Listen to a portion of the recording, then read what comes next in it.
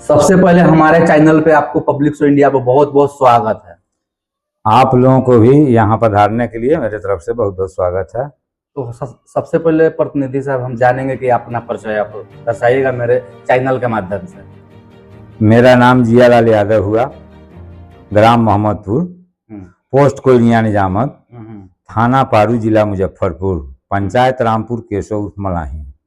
मैं पंचायत प्रतिनिधि हूँ, मुखिया पति। अच्छा, सबसे पहले आपके गांव के विकास के बारे में जानेंगे। जैसे आप 5 साल के लिए जनता के द्वारा आपको नियुक्त किया गया मुखिया में, तो आपके द्वारा इस पंचायत में क्या क्या विकास का काम हुआ है? पंचायत में विकास का काम ये आम सभा से पारित होकर के आता है, जो किस वार्ड में कौन सा काम कराना है। तो वार्ड वाइज सड़क बनवाना, नाला बनवाना, छठ घाट बनवाना, शौचालय बनवाना, ये सब काम हुआ है। जो मेरे यहाँ पूर्व से नल जल बंद पड़ा हुआ था, उसकी मरम्मती करा करके लोगों को पानी दिया जा रहा है। अच्छा, सभी लोग पानी पी रहे हैं। और जो समस्याएं हैं और रहेंगी, उन सबों का उपाय होगा। सरकार का उस तरीके से सहयोग आने के बाद मेरे पंचायत के अंदर 2 स्टेट ट्यूबवेल है, जिससे खेती होती है। तो हम लोगों को जिला में बुला करके कहा गया कि ये पंचायत को सुपुर्द किया जाता है। पंचायत से ही इसमें ऑपरेटर की बहाली होगी, इसका पटवन होगा, उसी से उसको पैसा दिया जाएगा, बिजली का बिल दिया जाएगा। लेकिन मेरे यहाँ जो अभी तक मृत प्राय इस माने वार्ड नंबर 2 में स्टेट ट्यूबवेल है एक, यहाँ रामपुर केशव मलाही गांव वार्ड नंबर 13 में भी एक स्टेट ट्यूबवेल है। लेकिन विभागीय माने सहयोग नहीं मिलने के कारण अभी तक वो मृत प्राय है। किसानों का न पटवन हो रहा है, न स्टेट ट्यूबवेल चल रहा है, न उस पर उसकी बहाली हुई। जबकि मेरे तरफ से ये जेई को फोन करके कहा गया था, ये एग्जीक्यूटिव इंजीनियर को कहा गया था, यहाँ नाला बनना चाहिए जिससे लोगों का पटवन हो सके। लेकिन अभी तक कोई सुनवाई नहीं हुआ है। आपके पंचायत में कुल वार्ड कितना है? मेरे पंचायत में 14 वार्ड। 14 वार्ड का एक पंचायत है। एक पंचायत का गार्जियन आप है। हाँ? तो क्या लग रहा है 14 वार्ड में आपके नजरिए से क्या क्या मतलब काम का अधूरा है जो होना चाहिए? जैसे देखिए, वार्ड नंबर 3 में माने ये होना है जो सोहनी टोला से लेके छठ घाट तक, जो हम छठ घाट बनवाए हैं, वहां जाने के लिए रास्ता नहीं है, वहां रास्ता चाहिए। वार्ड नंबर 6 में परशुराम राय के घर के नजदीक से लेके देवेंद्र भगत के घर तक, जो पहले जो ये हुआ था आपको मैंने पीसीसी, वो रोड टूटा हुआ है, उसका मरम्मत होना चाहिए। वार्ड नंबर 8 में लाल बाबू सिंह के घर के नजदीक से आपको पैक्स गोदाम के नजदीक अप्पू जी के घर तक, वहां भी पीसीसी रोड बना हुआ था, जो वो सब खराब हो गया है, वो बनना चाहिए। मेरे पंचायत के अंदर वहीं वार्ड नंबर 9 में रामपुर केशव उर्फ मलाही विद्यालय से लेकर के वार्ड नंबर 10 मोती छपरा जाने वाली सड़क में अभी तक सोलिंग उखड़ा हुआ है। अभी तक कोई उसमें पीसीसी का काम नहीं हुआ। अच्छा, आपके ग्राम पंचायत में खेल मैदान जो बनना था तो बन गया? वो खेल मैदान वार्ड नंबर 2 पंचायत सरकार भवन के प्रांगण में बनकर तैयार है। कितना उसमें क्या क्या बना है? उसमें बास्केटबॉल बना है, वॉलीबॉल बना है, और आपको बैडमिंटन बन गया, और रनिंग ट्रैक भी बन इतना बन के तैयार है। ये जो बिहार सरकार का सभी पंचायत में, बिहार के जितना भी पंचायत, सभी पंचायत में खेल का मैदान बन चुका है, और आधा आधी में जो भी कार्य है वो मतलब प्रगति पे है। तो इससे क्या अनुमान लगा रहे हैं जो बिहार सरकार का ये कितना बड़ा फैसला है, इससे ग्राम विकास को लेकर कितना फिटनेस के लेकर क्या करिएगा? ये सरकार का फैसला अच्छा है किसी योजना को सरजमीन पर उतार करके उसको सुचारू ढंग से चलाना होगा। तो इसके लिए माने खेल टीचर बहाल होना चाहिए स्कूल में। जो गांव के बच्चे भी उसमें खेलना चाहते हैं जाके कोई ट्रेनर चाहिए, ट्रेनर शिक्षक चाहिए। अच्छा। और समय समय से लोगों को वहां उपस्थित होकर के उसमें उस खेल के मैदान में खिलाना चाहिए, सिखाना चाहिए। उससे भी माने ये अच्छा काम हुआ है सरकार का, गांव में भी प्रतिभा छिपा हुआ है। तो ये गांव के लड़के पंचायत स्तर पर उनका चुनाव होगा, पंचायत स्तर पर जब चुनाव होगा तो प्रखंड स्तर पर चुनाव होगा, प्रखंड स्तर पर चुनाव होगा तो फिर जिला स्तर पर होगा, जिला स्तर पर चुनाव होगा तो राज्य स्तर तक होगा, और राज्य स्तर से उसका चुनाव होगा तो देश स्तर तक होगा। नीतीश कुमार जी 125 यूनिट फ्री भी कर दिए, बिजली फ्री कर दिए। और ये अब किनको ये कर दिया, फ्री कर दिया गया, ठीक बात है, फ्री कर दिया गया, लेकिन किनको फ्री कर दिया गया, किनको फ्री कर दिया गया ये होना चाहिए ना। जो किनको फ्री किया गया, सभी लोगों को फ्री किया गया 125 यूनिट। तो जब बिल आएगा उस समय पता लगेगा ना, इतना बिल आपका हुआ, इतना जैसे आपका फ्री है और इतना पैसा देना, ये उस समय पता लगेगा। न कि ये माने सिर्फ घोषणा मात्र रह गया, ये सरजमीन पर उतर जाए तब तो। अच्छा, आपके ग्राम पंचायत में विद्यालय कितना कितना है? जैसे हाई स्कूल हो गया, मिडिल हो गया, प्राथमिक विद्यालय हो गया, कॉलेज हो गया, क्या क्या है? हमारे स्कूल पंचायत के अंदर प्राथमिक विद्यालय है, माध्यमिक विद्यालय है और हाई स्कूल है, एक कॉलेज इंटर तक उसको मैंने उत्क्रमित किया गया। अच्छा, इतना ही। तो क्या लग रहा है आपके ग्राम पंचायत में शिक्षा के लेके क्या कहना चाह रहे हैं? शिक्षा के लेकर के अब ये दायित्व शिक्षकों का बनता है। एक दिन मैं गया था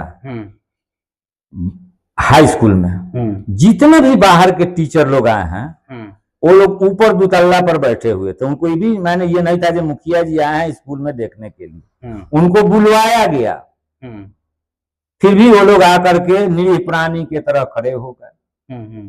मुझे कुछ भी तो ज्ञान होना चाहिए आपके पास शिक्षा का। आप यहाँ आए हैं बच्चों को शिक्षा देने के लिए, ये आपका कर्तव्य बनता है।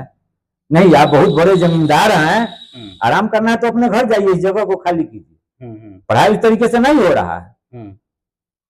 और मेरे यहाँ जो कॉलेज बना हुआ है, हाई स्कूल है, उसमें कॉलेज बना हुआ है, उसमें काफी जगह कम है। कभी आप जाएंगे तो उसको देखेंगे, बच्चों की संख्या अधिक है वहाँ, लेकिन जगह नहीं है, जगह का कमी है वहाँ। अच्छा, आपके ग्राम पंचायत में जैसे फसल के लेके आवारा पशु फसल के जैसे बनसुगर हो गया, नीलगाय हो गया, इससे आपको कितना % फसल नुकसान होता है?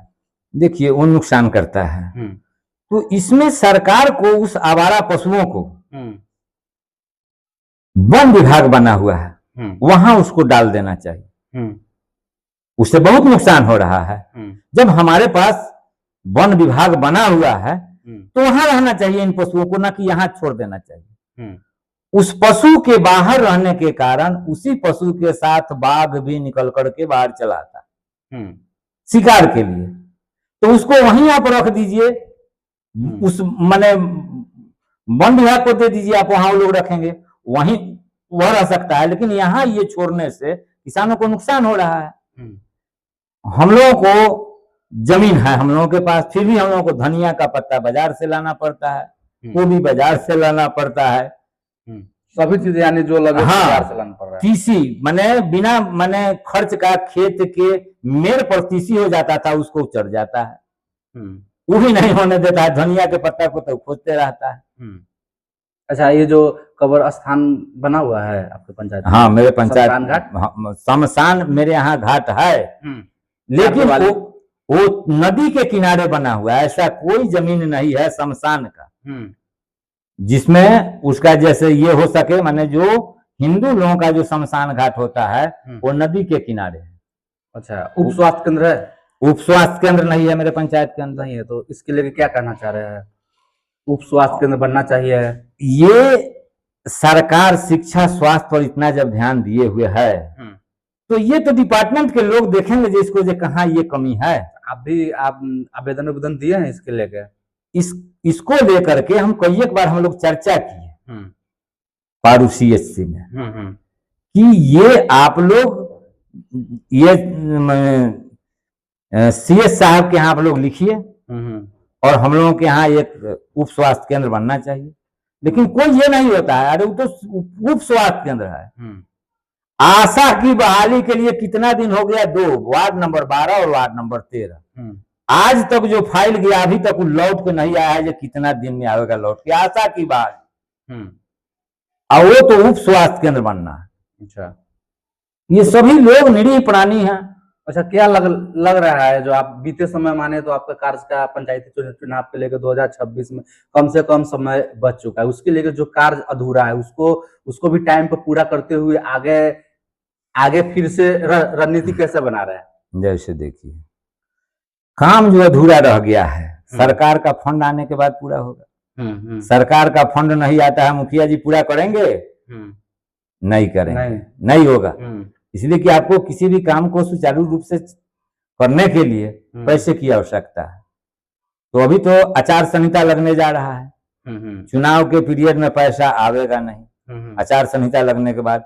ऐसे हम उस काम को जो बकाया कार्य है उसको हम कार्य योजना में लिए हुए हैं, लेकिन पैसा के अभाव में रुका हुआ है। अच्छा, जो कुछ कार्य हुआ है उसका भी भुगतान नहीं हुआ है।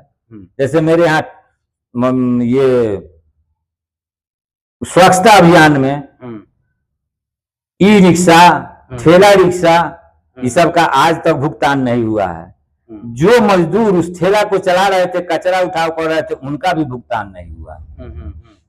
जब पंचायती चुनाव आता है तो बड़े बड़े मुखिया बड़े बड़े आश्वासन देते हैं कि हम यहाँ तक मेडिकल भी बनवाएंगे, मेडिकल स्टोर भी बनवाएंगे, लोगों को कहीं जाना नहीं पड़ेगा, यहाँ तक एम्बुलेंस भी कर देंगे। आपका भी ऐसा कभी राय है? आप कोशिश किए हैं या? जैसे देखिए, आपको मैं बतलाता हूँ, ये लोग वादा करते हैं, वादा तो करते हैं लेकिन निभा नहीं पाते। निभा नहीं, किस परिस्थिति में? जब आपके पास पैसा आएगा तब ना आप उस वादा को निभाइएगा। पैसा नहीं आएगा तब क्या करेंगे? पैसा आने के बाद ना। अब यहाँ पंचायत में मुखिया बनने के बाद आम सभा से कार्य पारित होगा, लेकिन पैसा नहीं है तो आप उस कार्य को कहाँ से कराएंगे? पैसा होगा तभी ना उस कार्य को करेंगे ना। यदि पैसा पड़ा हुआ है, मुखिया जी शिथिल पड़े हुए हैं, कोई कार्य नहीं करा रहे हैं, तो मुखिया जी क्या ये है कि नहीं साहब आप काम नहीं कर रहे हैं, काम कराना नहीं चाहते हैं, लेकिन पैसा नहीं, उस परिस्थिति में कैसे होगा? अब एडवांस काम तो हुआ, रिक्शा ठेला वाला पेमेंट नहीं हो रहा है। अच्छा, वो बाउंड्री वाल हुआ, उसका भी भुगतान पैसा के अभाव में जैसे मतलब बाकी है, काम अधूरा पड़ा हुआ है। उसमें जिम लगना था, जिम भी नहीं लगा, जिम भी नहीं लगा, इसलिए कि बाउंड्री वाल जब तक नहीं होता है उसका कोई माने मतलब नहीं रह जाएगा उस जिम का। तो उस परिस्थिति में मुखिया जी क्या करेंगे? अच्छा, कचरा जो उठाता है उसके लिए क्या करना चाह रहे हैं? कई वार्ड में पता की है तो वहाँ पे ठेला वाला बोल रहा था, बोले ग्राम पंचायत के ग्रामीण कह रहा था कि इसमें ठेला नहीं आता है।